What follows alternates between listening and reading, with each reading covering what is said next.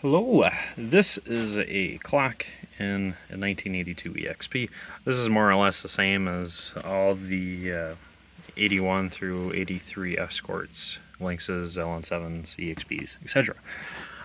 Well, ones that have clocks anyways. Some don't have clocks, and what they have instead is a similar panel, but it still has these stripes all the way up this vertical face here. So they fill this in with plastic, and then they continue these stripes up the patch. How do you remove this? Well, you need a real stubby screwdriver. A stubby number 2 Phillips. You got one screw here, one screw here. Once you do those, you can pry up on one of these 2 corners. Pry up some, you'll pop the first 2 tabs out, and then you'll be able to slide it forward, and it should come out with relative ease. Set that aside, now you can get to your clock. The clock is fairly easy to get out. There's just 4 screws, one here, one in the back, and a second one in the back. Once you undo those 4 screws, you pull it out like this, and it'll still be tethered to that wire back there. It'll still be connected together. So you'll only be able to bring it out about this far. My best recommendation is to flip it upside down like this. Flipping it upside down like this allows you to get at the connector. You see, it's one of those connectors that has one of those suckers on it. They're not all that fun to get off, especially when they're in a funny spot like this and the plastic is brittle as all beans. So getting it off is kind of tricky. I found that if you can get yourself a flathead screwdriver, pry this tab out and away from everything while you're pulling on the clock.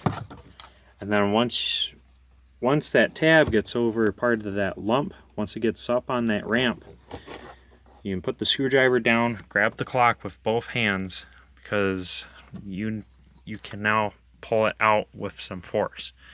Pulling it out with some force, you need to be careful. It has all these metal ears on it, and they all have super sharp ends, which can do a number on your hand, but it can also do serious damage to your dashboard, and it'll scratch your glass in a quick hurry.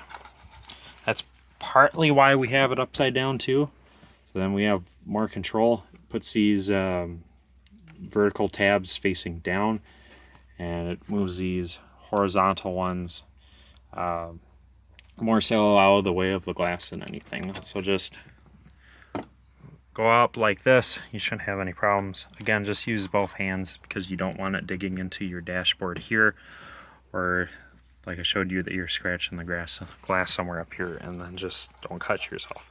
That's about all there is for removing it. Sometimes you have more space, like this is my first EXP to have a speaker in this spot. I can't remember which speaker or radio option had this here, but none of my others have it. It's just a blank oval space.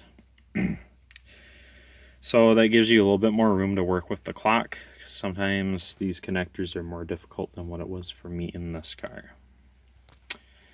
And then if you don't have the clock, you obviously wouldn't have to remove the clock, but I believe the wire for the clock is still in the dashboard. If you had a clock car and wanted to convert it to a clock car, all you need is the clock module and then clock bezel.